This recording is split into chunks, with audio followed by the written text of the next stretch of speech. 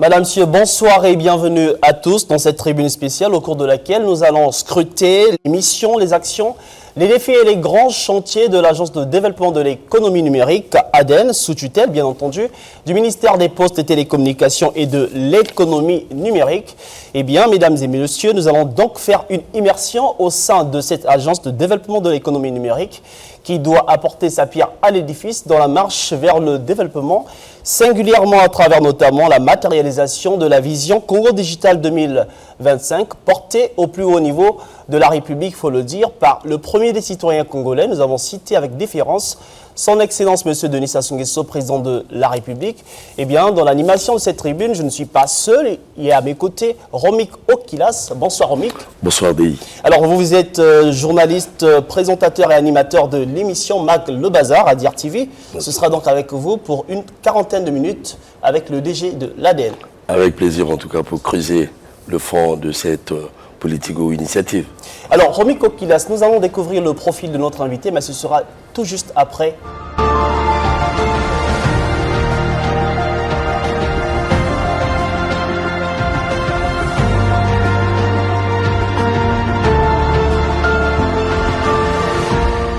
Voilà, retour sur ce plateau, mesdames et messieurs. L'invité de cette tribune spéciale est réputé pour son professionnalisme, sa passion pour le numérique, sa détermination à promouvoir la création, le développement des entreprises numériques en République du Congo. Nous accueillons, mesdames et messieurs, dans cette tribune spéciale, Monsieur Alex Ngouloubi, directeur général de l'Agence de développement de l'économie numérique.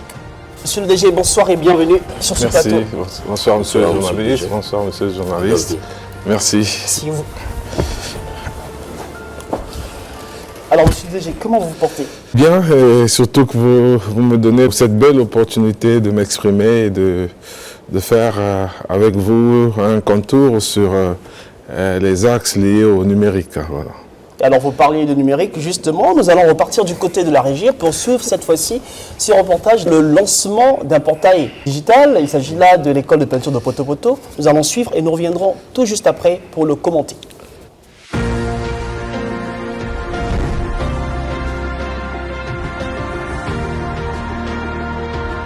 Les 73 ans d'histoire de l'école de peinture de Poto Poto vont désormais s'écrire en ligne. Ce portail web e-commerce permet de concilier l'art et la technologie. Informations, transactions, témoignages des visiteurs, tableaux numérisés et historiques des baobabs. Un riche éventail de services qui permettent au directeur général de l'ADN, artisan technique de ce projet, de le voir comme une fenêtre qui ouvre aux peintres congolais le marché international.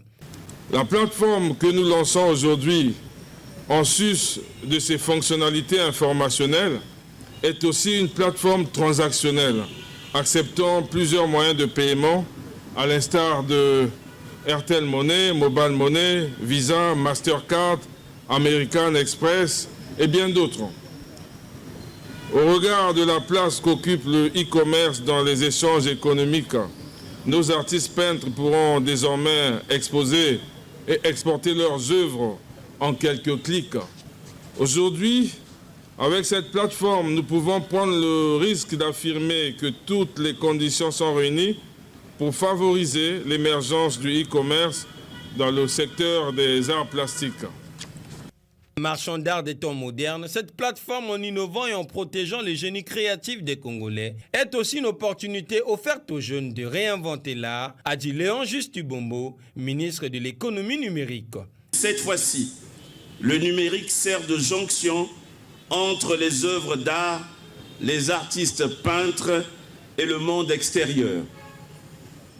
J'ai une pensée pour nos artistes, peintres, à qui je demandais et je demande encore de saisir les opportunités du numérique pour s'offrir des galeries virtuelles à même de changer considérablement leur mode de vie et de travail.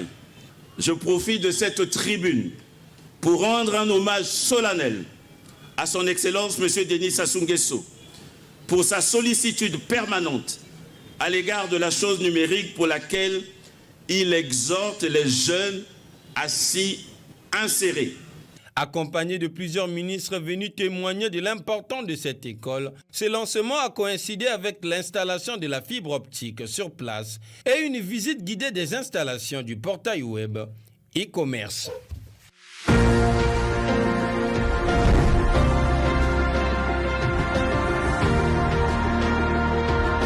Retour sur ce plateau, monsieur le DG. Alors, dites-nous, quel intérêt pour les artistes quand on parle de portail e-commerce? Alors, vous savez, aujourd'hui, avec la modernité, le commerce rime avec le numérique.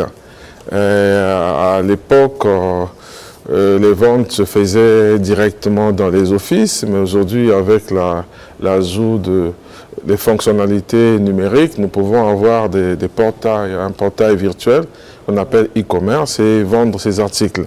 Pour ce cas de l'école de peinture de Poto-Poto, nos artistes peintres pourront justement vendre leurs œuvres en ligne et les clients pourront bien acheter de l'étranger, aussi bien sur le territoire national, en utilisant les moyens numériques, c'est-à-dire carte bancaire ou la fintech, c'est-à-dire mobile money, Airtel Money pour le cas de notre pays. Voilà. Est-ce qu'à suivre ce reportage, on peut dire que le secteur du numérique se porte bien au Congo? Oui, il se porte bien. Certes, nous n'avons pas atteint la vitesse de croisière, mais nous avons déjà identifié les axes prioritaires sur lesquels nous allons nous concentrer pour pouvoir atteindre des objectifs socio-économiques à court et moyen terme. Et nous pouvons, entre autres, citer les secteurs importants comme le secteur des transactions électroniques, le secteur des finances, le secteur des transports, le secteur de l'industrie et même de l'éducation. Alors si nous arrivons à mettre l'accent pour digitaliser ces secteurs prioritaires, et les effets escomptés seront atteints assez rapidement. Mais bon, nous avons des atouts pour cela. Et c'est justement à juste titre que le gouvernement de la République avait érigé le numérique en priorité dans le programme national de développement 2022-2026. Le numérique est le 5e pilier. Et donc, il y a un certain nombre de projets déjà identifiés qui seront mis en œuvre au fur et à mesure. Alors, le numérique en bonne place, vous le dites, dans le PND 2022-2026. Romy Kokilas, on va faire une immersion dans les missions de l'ADEN. Naturellement, les missions de l'ADEN, effectivement, un secteur une initiative qui intéresse bien les Congolais à une époque où la technologie est au centre de la vie. Et le Congo, même le gouvernement congolais, d'ailleurs la vision du chef de l'État, le Congo compte beaucoup sur cette initiative. Vous venez de le démontrer avec la sortie que nous venons de suivre ici, e-commerce, vous avez intéressé les artistes. J'ai envie de vous demander quelles sont les prérogatives. Aujourd'hui, vous avez vu les objectifs de développement durable. Vous savez, à l'époque, quand on a évalué les indices de développement des pays, on n'incluait pas le secteur numérique. Mais aujourd'hui, c'est chose faite. Et alors, le gouvernement de la République avait vu bon de pouvoir créer l'Agence de développement de l'économie numérique à travers la loi 69-2022 du 16 août 2022 et portant création de l'Agence de développement de l'économie numérique. C'est justement l'organe de l'État qui est chargé de la mise en œuvre de la politique de l'État en matière du numérique. Et nous assurons aussi par délégation, dans les limites de nos compétences, la maîtrise d'ouvrage déléguée de tous les projets publics de l'État. Et toujours par délégation, nous avons les pouvoirs d'émettre les avis sur l'attribution du label Start-up. Nous assurons la gestion technique du portail web officiel du gouvernement et également celle liée à l'identité numérique nationale, ce qu'on appelle couramment le domaine .cg. Nous avons le pouvoir donc de contribuer aussi à la recherche des financements pour justement mettre en œuvre les projets structurants numérique dans notre pays. Et notre domaine étant transversal, donc nous travaillons activement aux côtés des différents ministères pour l'aménagement numérique de notre pays. Voilà. Alors, vous parliez des startups. Dites-nous, qu'est-ce que vous faites pour accompagner ces startups? Le dispositif législatif et réglementaire dans notre pays est assez dense. Et nous avons une loi qu'on appelle la loi portant attribution du label Start-up du numérique et de l'innovation technologique. C'est la loi 71-2022 du 16 août 2022. Alors, cette loi fixe le cadre de gestion des start-up dans notre pays. Le directeur général de l'Agence de développement de l'économie numérique assure la présidence de la commission de labellisation. Et les textes d'application liés à cette loi sont en attente d'approbation, mais nous sommes optimistes que incessamment nous les aurons et nous pourrons déjà nous mettre activement sur le terrain pour accompagner ces startups-là. Alors, monsieur le DG, quand on parle de start-up au Congo, on a l'impression que ça sème la confusion dans l'esprit. Qui est start-up et qui ne l'est pas? Bon, la dimension start-up est liée intimement au numérique. Les start-up sont ces jeunes structures qui utilisent les technologies innovantes et émergentes pour assurer leur croissance. Et donc, ne peut pas être appelée start-up une entreprise qui n'utilise pas le numérique. Et cette catégorie est une catégorie particulière, très importante. C'est pour cela justement que le gouvernement de la République avait trouvé nécessaire de pouvoir proposer cette loi. Vous savez, sous d'autres cieux, on parle de la Silicon Valley, de tout ça. Toutes ces big data, comme on dit, avaient été au départ, les OTT, ils étaient des start-up à l'époque. Et donc, c'est des structures très spécialisées qui utilisent la dimension technologique et numérique. Et ces structures peuvent apporter la plus-value et contribuer significativement à la croissance économique de notre pays. Oui, dans le même sens, parlons start-up, effectivement, c'est un langage qui n'est plus nouveau au Congo, c'est tout le monde qui s'intéresse, surtout la jeunesse qui se cherche. Alors aujourd'hui, nous avons, comme qui dirait vulgairement, les start-upers. Comment un jeune qui a une telle initiative, qui est capté à cette initiative, peut faire pour se rapprocher de vos structures pour certains accompagnements? Est-ce que vous accompagnez réellement et comment? Alors, nous avons des canaux de communication digitale et donc les start-upers peuvent nous contacter à travers nos réseaux sociaux et aussi se présenter à notre agence, dont le siège est situé au 123 boulevard Denis Sassou Nguesso, au centre-ville de Brazzaville, bien sûr. Vous apportez quelle forme d'accompagnement? Financier, matériel, logistique? Il y a plusieurs types et il y a un grand axe autour de la formation parce que la dimension formation n'est pas à négliger.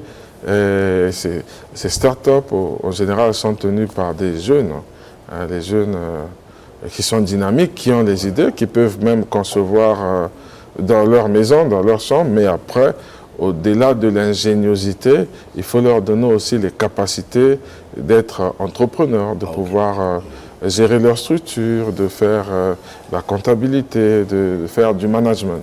Et nous avons établi des partenariats avec des structures de la place et des incubateurs et nous finançons justement la formation des startups à travers ces canaux-là. Qui suit, si la dimension financière, elle est souvent évoquée par ces jeunes qui nous approchent. Absolument. Et nous avons la possibilité d'assurer des garanties auprès des établissements bancaires pour que ces jeunes puissent avoir des moyens financiers pour lancer leurs projets.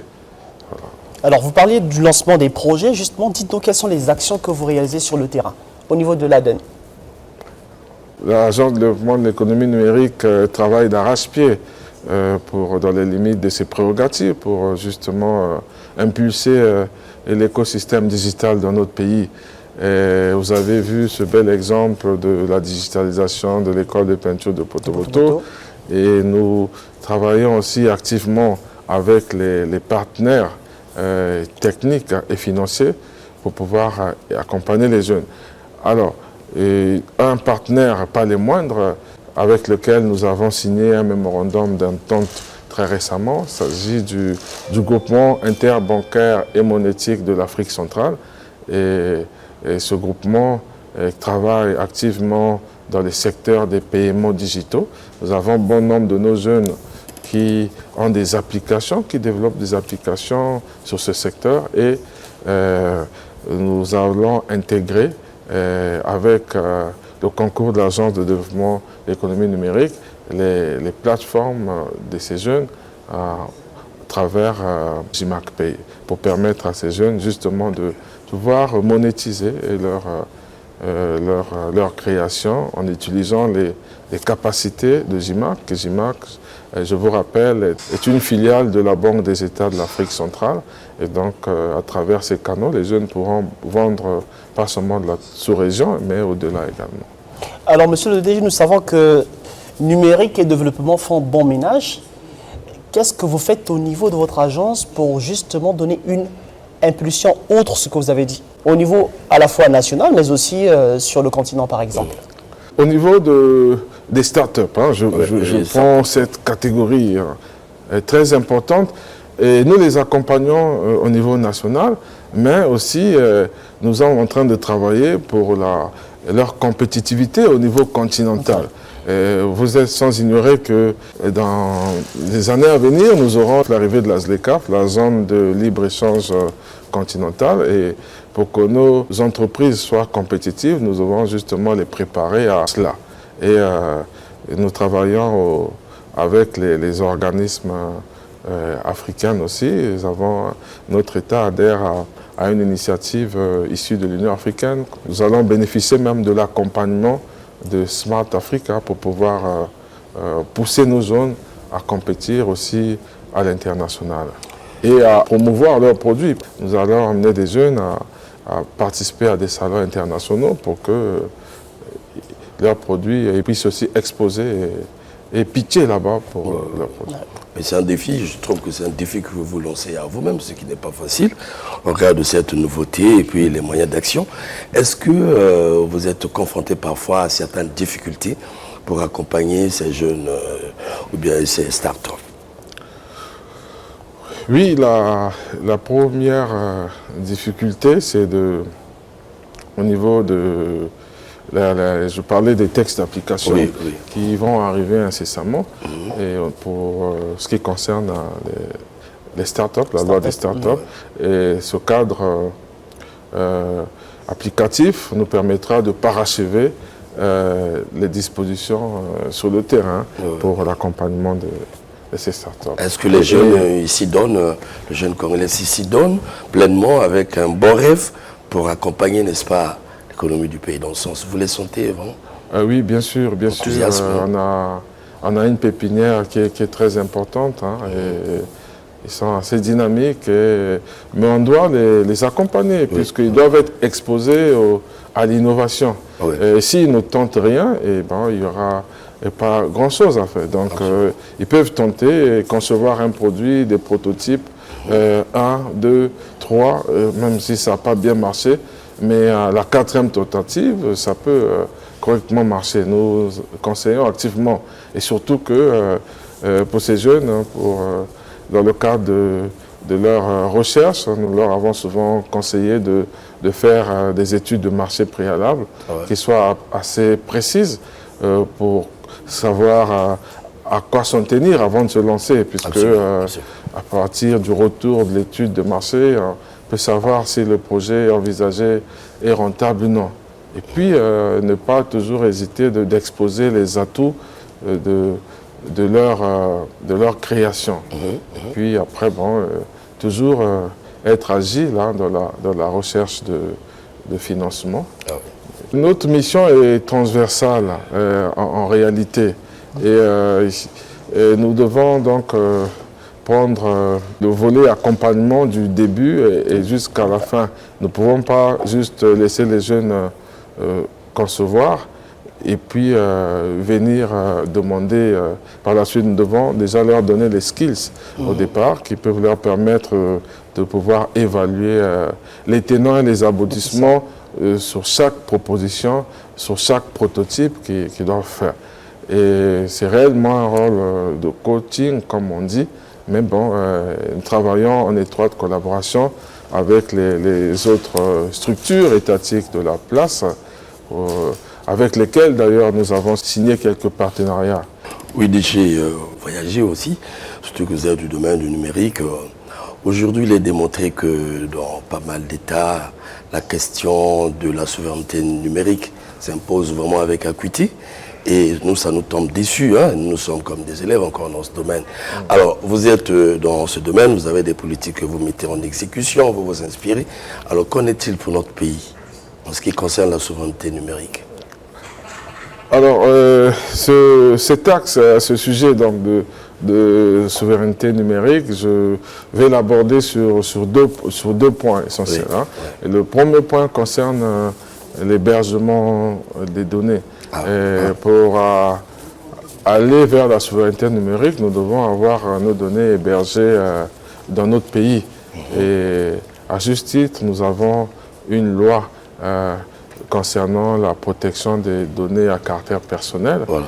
Et les données qui sont hébergées à l'extérieur du pays, et pour ces données-là, certaines dispositions sécuritaires peuvent nous échapper.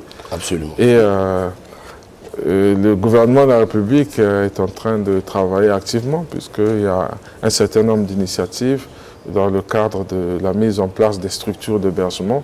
Et un data center national qui est en cours de construction avec un financement par des partenaires, un financement mixte, gouvernement et partenaires financiers. Et il y a également le Centre africain de recherche en intelligence artificielle qui est en cours de construction. Ce centre aura aussi en son sein des structures de stockage des données, data center. Et avec ces initiatives, nous sommes sûrs qu'à terme, à court terme, nous pourrons avoir nos données, en tout cas pour les données prioritaires en termes de souveraineté hébergées chez nous. Et l'autre axe, c'est au niveau de la redélégation complète de notre identité numérique, ce qu'on appelle le domaine.cg. Je dirais que sur ce point, des actions sont en cours, puisque notre domaine national .cg n'est pas hébergé totalement dans le pays. Et c'est historique, hein, je dis à peu près, c'est bien avant les années 2000, à l'époque où l'Internet n'était qu'à ses débuts en Afrique. On se souvient encore là. Voilà, et la plupart des pays africains avaient confié la gestion de leur identité numérique à des organismes étrangers et qui étaient bien sûr affiliés aux organisations internationales en charge de la gouvernance Internet. Mais aujourd'hui, et avec l'évolution des lois, avec le contexte, avec la volonté de chaque État d'avoir sa souveraineté numérique, et de plus en plus les États sont en train de rapatrier leurs données en local, sur le territoire national. Et dans notre pays également, cette démarche est en cours. Nous sommes en lien étroit avec la structure étrangère qui gère une partie de ces données et avec également l'arbitrage des organismes à l'international en charge de la gouvernance Internet et de la gestion des domaines nationaux, ICANN et IANA. Ouais. Et cette démarche-là va aboutir à court terme à la gestion complète au sein de notre pays. En attendant que la démarche, monsieur le DG, ne puisse aboutir, l'on constate de plus en plus cette motivation de certaines structures, sinon des institutions qui tendent la main justement aux opérateurs étrangers pour les hébergements de leurs données.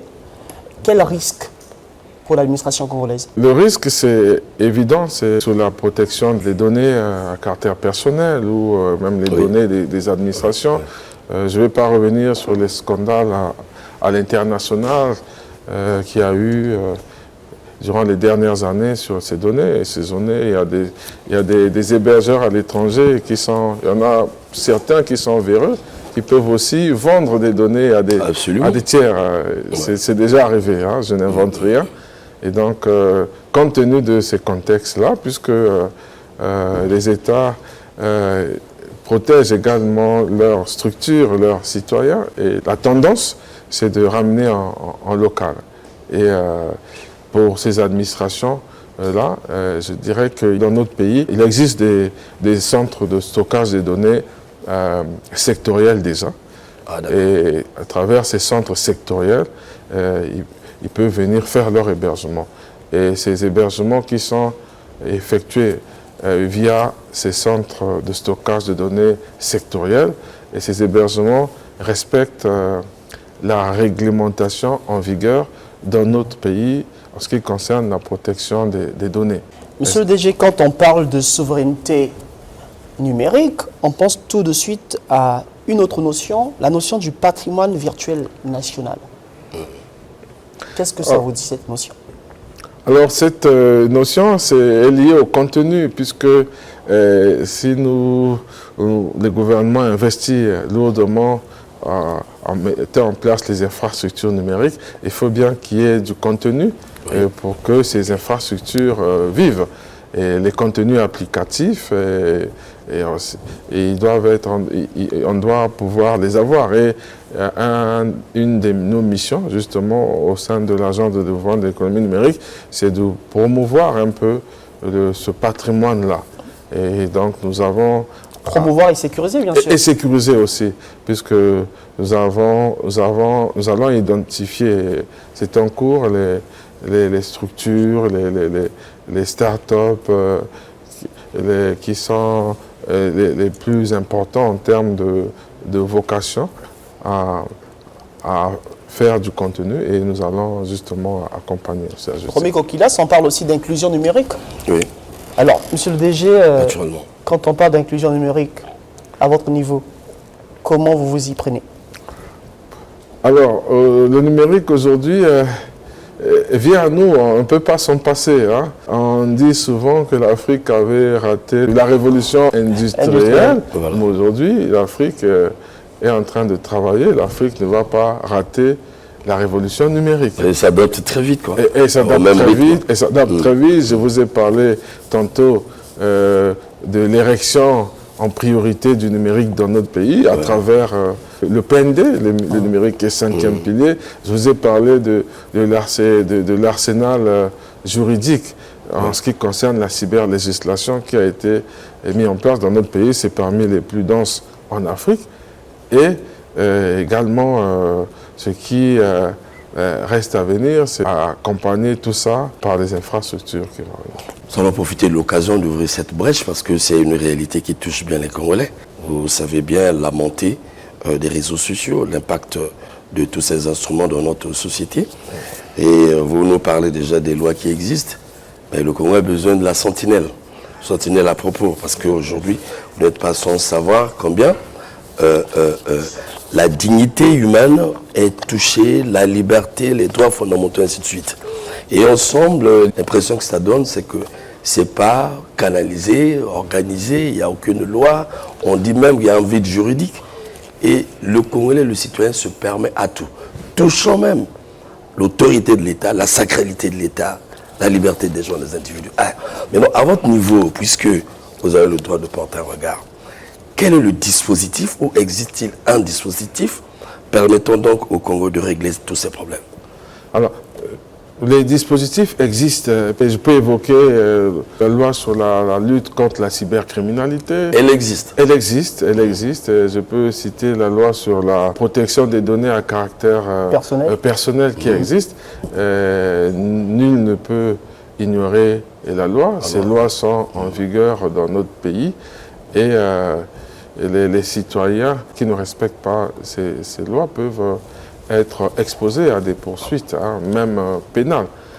Voilà. Et donc, dans notre rôle, comme il s'agit là du numérique, du cyberespace, dans notre rôle, nous avons prévu de communiquer activement sur ces dispositions-là.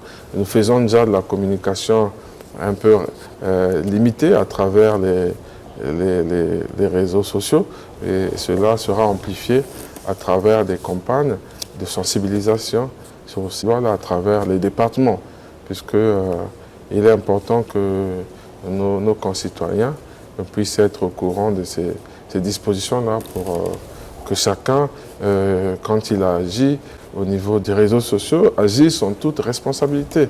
Et les réseaux sociaux, ça permet de communiquer et tout ça, mais il y a des règles à respecter.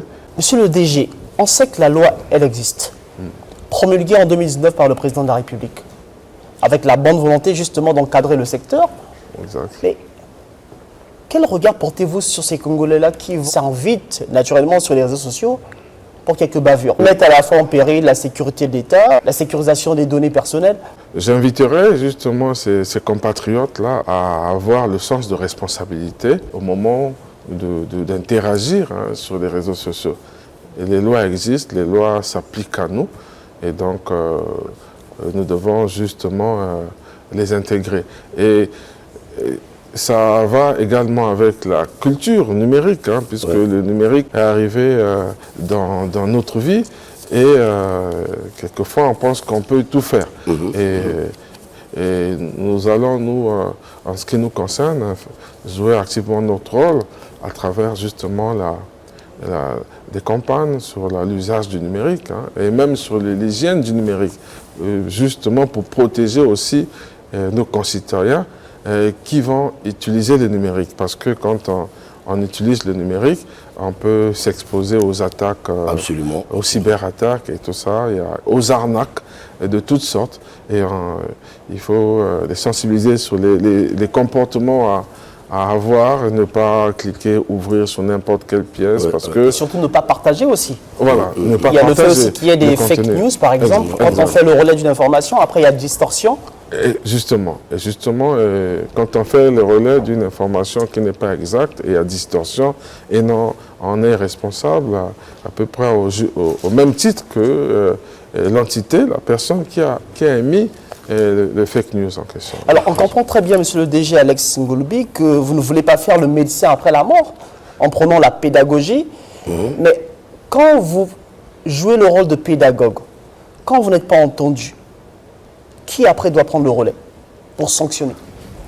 Nous, on est au-dessus de la loi, puisque les concitoyens qui n'observeront pas ces dispositions vont tomber sous le coup de la loi, et ça peut amener jusqu'à des poursuites pénales à l'ouverture des dossiers judiciaires.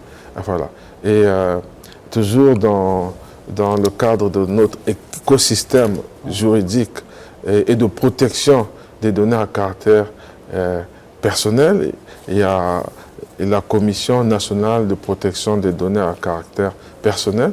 C'est une commission qui a été créée par loi et qui va commencer ses activités certainement bientôt. Et cette commission viendra aussi jouer un grand rôle dans... Ce qui veut dire qu'il y aura forcément une équipe de veille pour essayer de regarder qui fait quoi sur Internet, qui dit quoi sur Internet, et que prévoit la loi. Mais oui, mais effectivement dit, c'est une grande réflexion de notre société, parce qu'au quotidien, nous consommons les réseaux sociaux, nous participons comme acteurs. En tout cas, pour un psychologue, vous direz qu'aujourd'hui, si on ne prête pas attention, les réseaux sociaux sèment déjà un climat de violence dans le pays. Alors en ce moment-là, nous regardons à l'ADN. L'ADN doit nécessairement être puissamment accompagné. 2026, nous sommes à la fin du mandat. L'expérience nous démontre. Vous avez cette jeunesse qui passe le temps sur les réseaux sociaux, calomniant, injuriant, je dis bien portant atteinte même à la sacralité de l'État. Voilà, touchons les individus comme ils veulent. Alors, est-ce qu'il n'est pas possible actuellement, voilà, que faut-il faire avec l'ADN? Que faut-il donner à l'ADN pour mener bien ce combat pour ce quelque temps qui nous reste? Parce que ce que nous trouvons là, franchement, et puis les Congolais sont sous-informés. Certains seront même étonnés de ce que vous êtes en train de dire. Ils sont sous-informés qu'il manque ce dispositif. Mais comment faire à ce que cette connaissance des lois puisse atteindre le plus bas congolais? Alors, en tant qu'organe étatique, notre rôle, c'est de faire la campagne, de faire une campagne pour justement que ces lois soient connues par nos compatriotes. Absolument. Et je dirais qu'à un certain niveau, nous sommes tous ambassadeurs. Ambassadeurs, c'est-à-dire quand on connaît quelque chose, une disposition, on peut aussi en parler on vulgarise. À côté, à ses amis, à ses proches, pour que cela soit connu de tous. Mais les canaux à utiliser ne seront pas forcément les canaux standards, puisqu'il faut voir les compatriotes dans leur secteur. Et il s'agira de travailler avec pas seulement les administrations publiques, mais avec même la société civile. Absolument. La société civile pour que les messages soient passés et pour que ces lois soient connues de nos On comprend très bien donc qu'il faut faire cause commune avec d'autres entités. Et puisque le président de la République a lui-même très souvent décrié le comportement de certains Congolais, malheureusement, qui ne font pas preuve de patriotisme sur la toile. Il parle même du combat des réseaux sociaux. Voilà. Justement, il faut... les fake news ne peuvent pas proliférer. Heureusement, ceux qui emmènent ces fake news, ça représente un petit pourcentage d'individus. Et donc, ces fake news ne peuvent pas proliférer puisque les citoyens épris de conscience... Épris de paix aussi. Épris de paix. En voyant une fake news, ils vont agir, et puis la fake news... Pourquoi il y a fake news? Mais parce qu'un citoyen émet une fausse information, et puis les autres citoyens la partagent simplement de façon passive, sans même vérifier l'authenticité de l'information. Mais si on ne la partage pas déjà, on ne contribue pas à la prolifération de la fake news. Mais si on intervient sur les réseaux sociaux à chaque fois qu'on vient une fake news pour dire que voilà, c'est faux, on a vérifié, c'est pas ça, et la fake news ne pourra pas proliférer. Donc il faut apporter des démentis pour justement freiner le train des fake news sur la toile. Monsieur le DG, nous allons poursuivre avec la vision Congo Digital, mais ce sera après avoir suivi cet élément.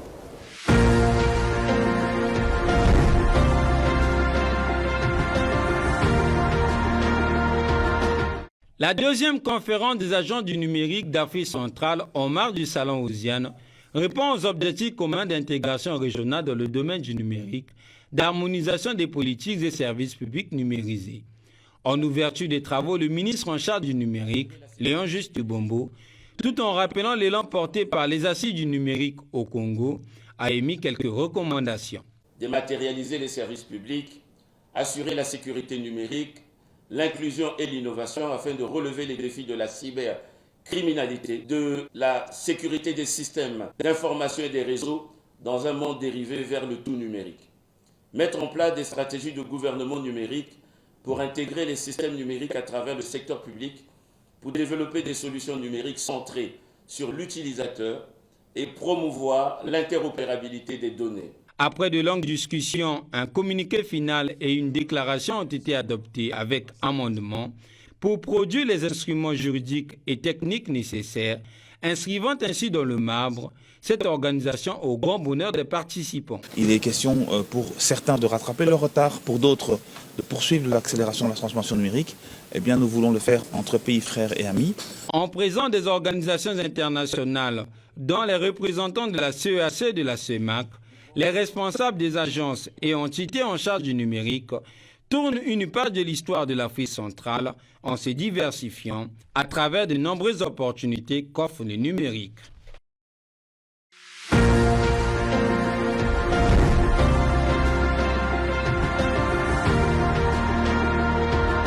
Alors, monsieur le DG, retour sur ce plateau. Est-ce que cette deuxième conférence des agences du numérique d'Afrique centrale vous a permis justement de vendre la vision Congo Digital 2025 ? Bien effectivement, cela a été le cas puisque nous avons fait une présentation sur la vision stratégique de notre pays en ce qui concerne le numérique. Et cela a été apprécié par les autres agences de la sous-région également. À l'issue même de cette conférence, pour mutualiser nos efforts dans le cadre du développement du numérique dans nos États, il avait été donc adopté une déclaration dite déclaration de Brazzaville. Je vous rappelle que c'est la deuxième année consécutive que l'Agence de développement de l'économie numérique organise cette conférence des agences de l'Afrique centrale en charge du numérique. Et justement, c'est une initiative qui nous permet de coordonner ensemble avec nos homologues de la sous-région pour pouvoir travailler, par exemple, financer des projets structurants de notre sous-région. Oui, je voulais insister là-dessus. Est-ce que cette coopération sur le plan numérique, bien sûr, continentale, est prometteuse pour le Congo? Le Congo qui se cherche, est-ce que nous aurons à gagner? Ah oui, elle est prometteuse puisque nous sommes des organisations qui évoluent au sein de la même sous-région. Et c'est vrai qu'on a un cadre africain. À travers l'Alliance Smart Africa, notre pays adhère à cette initiative-là. Il y a 32 États dans cette alliance. Mais déjà, au niveau de la sous-région Afrique centrale, nous avons travaillé de façon à ce que nous puissions faire quelque chose ensemble. Puisque, vous savez, les infrastructures en ce qui concerne le secteur numérique sont très coûteux. Et en les mutualisant, déjà dans notre espace, on peut gagner beaucoup de choses. Et également, pour la levée des fonds, nous avons participé durant le mois de mars dernier au premier sommet mondial sur le numérique organisé par la Banque mondiale à Washington. Et durant cette grand-messe, les pays de la sous-région Afrique centrale, en tout cas les responsables des agences de développement du numérique, avaient présenté aussi des projets qui pourront également peut-être faire l'attention de cette structure-là pour le financement. Monsieur le DG, quand on parle de l'ADEN, quand on parle des grands chantiers, on note aussi la vision Congo Digital 2025. Et le ministre Léon Justin Bombo a souvent l'habitude de parler de jeunesse décomplexée. Voilà. C'est l'année de la jeunesse. Quel message envoyez-vous à ces jeunes-là justement décomplexés, selon les mots du ministre, pour qu'ils aident le Congo à relever le défi? La jeunesse a un grand rôle à jouer dans le cadre justement de l'édification d'une société numérique, puisque les jeunes sont très actifs sur les plateformes numériques. Les jeunes sont des promoteurs en majorité des startups. Moi, le message principal, c'est de leur demander d'oser, de créer, de toujours proposer. Ce n'est pas parce qu'on a proposé un prototype ou un deuxième, ça n'a pas marché et puis on s'arrête. Il faut toujours oser, proposer. Et au bout de ces efforts-là, c'est sûr que ça marchera.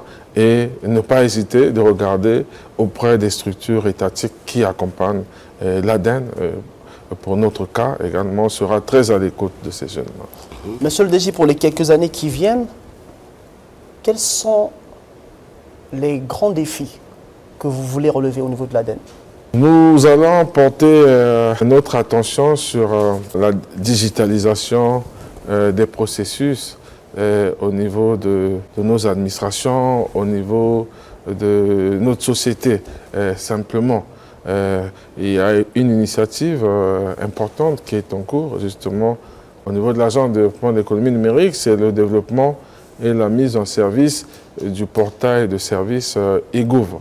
C'est quoi eGov? C'est justement la dynamique de dématérialisation de l'accès aux services publics de base à travers le portail eGov. Quand il sera prêt, il est en cours de développement, nous pourrons par exemple demander les actes de greffe en ligne et les obtenir. Nous pourrons demander une pièce d'état civil en ligne, obtenir. Nous pourrons, pourquoi pas, demander une pièce fiscale en ligne et obtenir. Le but, c'est de faciliter la vie des citoyens. La digitalisation vient faciliter la vie des citoyens. Et quand on utilise les canaux numériques, et on va plus vite et on peut même vérifier l'authenticité des documents que des tierces peuvent nous emmener directement en ligne. Quand on vous donnera à un employeur un dossier qui comprend un casier judiciaire, par exemple, ou un certificat de nationalité, l'employeur n'aura plus à déléguer les membres de son équipe de ressources humaines pour aller vérifier. Ouais. À terme, en ligne, on pourra justement vérifier parce que le numéro qui est apposé sur chaque document, c'est un numéro qui est... Ça veut dire que le Congolais qui se trouve, par exemple, du côté d'un Fondo n'est plus obligé de venir à Brazzaville voilà. pour solliciter l'établissement de telle ou de telle autre pièce d'identité. Ah, c'est bien ça. C'est bien ça. Et pour l'étude qui est en cours, nous avons identifié des axes prioritaires et nous commencerons à travers ces axes-là, mais au fur et à mesure, nous allons agrandir jusqu'à voir l'ensemble des secteurs. Monsieur le DG, vous parlez là des réformes, sinon de la série de réformes qui intègrent la marche du Congo vers le développement. Quelles sont les solutions que les startups qui viennent vous contacter apporteront à ces réformes-là? Sinon proposeront. La panoplie, elle est grande. Vous savez, les startups aujourd'hui n'emmènent pas que des produits commerciaux pour le grand public, mais les startups peuvent amener des applications, des logiciels qui pourront être utilisés dans nos structures pour pouvoir aller justement dans le cadre de cette dématérialisation. C'est assez vaste. Il y a un grand nombre de startups intéressées à des paiements digitaux et nous sommes en train de travailler activement pour pouvoir leur donner les moyens d'aller davantage. Monsieur le DG, nous allons vous soumettre à un exercice difficile. Difficile parce qu'il s'agit là de définir en 3 mots les actions que vous réalisez au niveau de l'ADEN.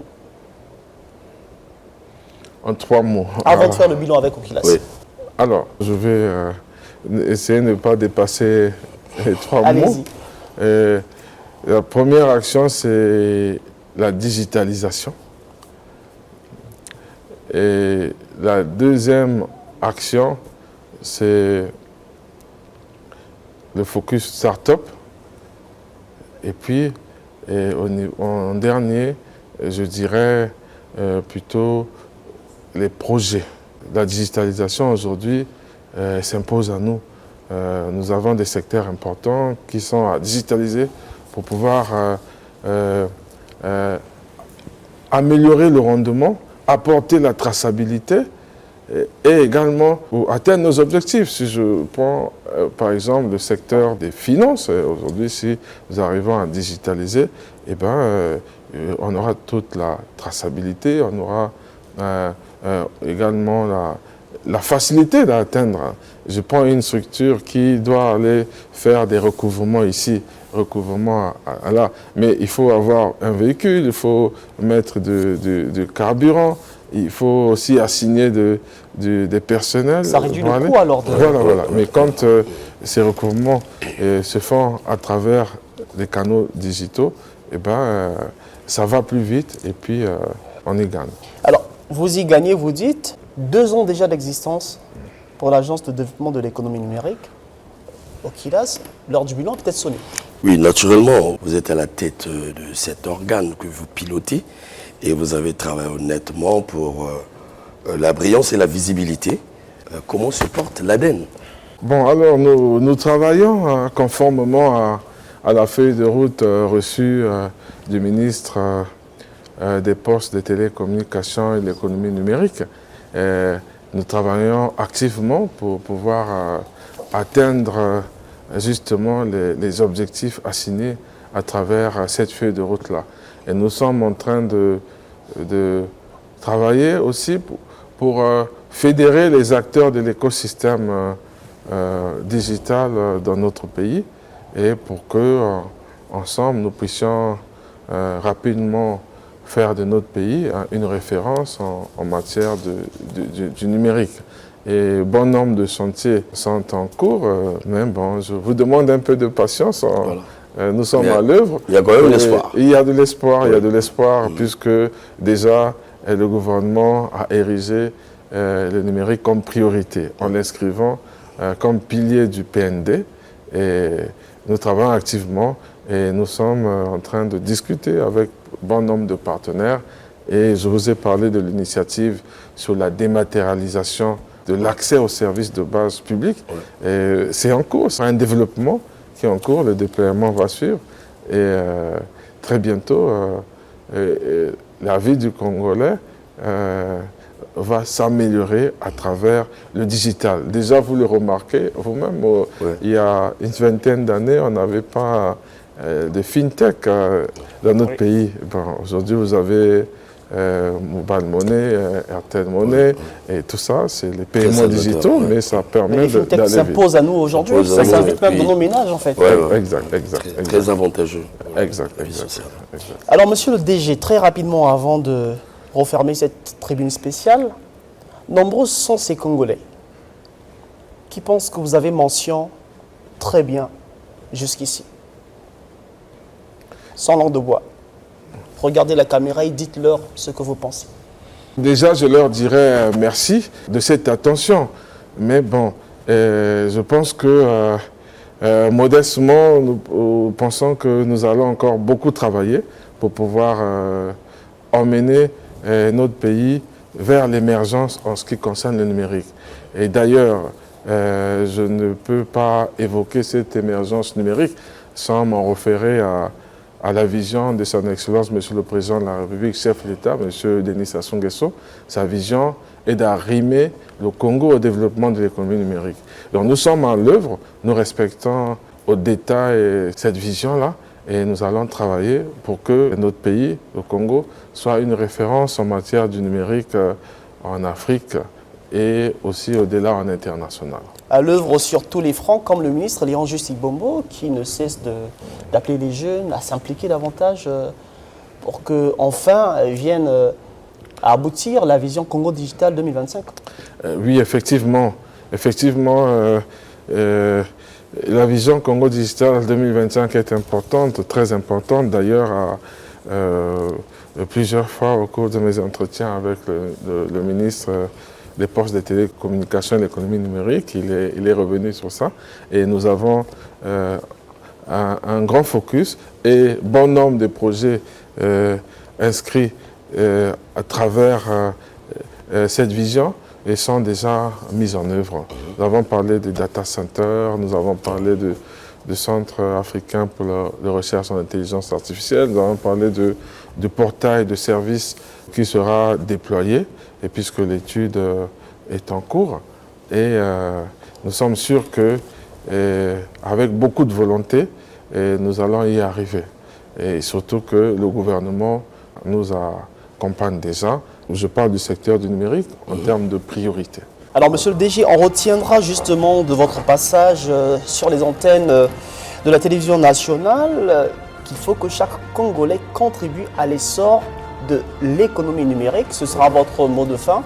Mesdames et messieurs, merci. Nous avons reçu dans cette tribune spéciale monsieur Alex Ngouloubi. Il est directeur général de l'Agence de développement de l'économie numérique. Avec lui, nous avons scruté les missions, les actions, les défis et les grands chantiers de cette agence qui, il faut le rappeler, doit contribuer à la marche du Congo vers le développement, notamment à travers la matérialisation de la vision Congo Digital 2025.